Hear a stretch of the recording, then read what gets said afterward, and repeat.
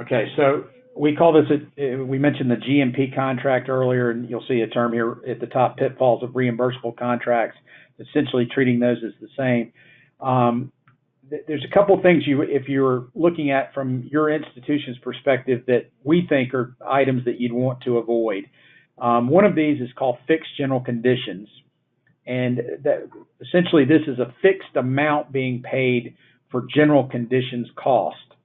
And general conditions cost are kind of the management of the construction project, not the trades per se, like your mechanical, electrical type work, but the contractor that's building the project, they're going to have management costs, so their staff, their office trailer, things like that.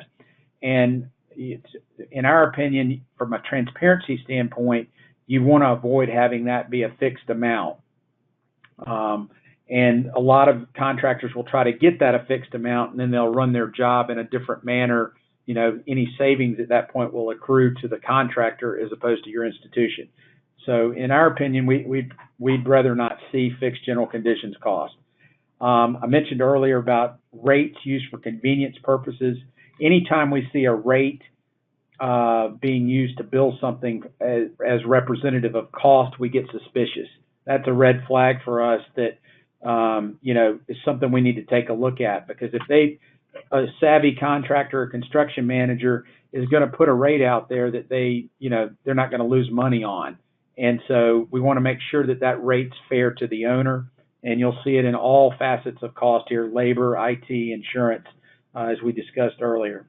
And then the other thing with a reimbursable or GMP reimbursable contract,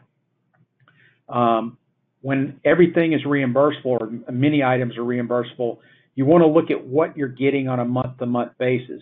So as your facility staff, are they getting a payment application with enough material that allows them to evaluate these reimbursable costs?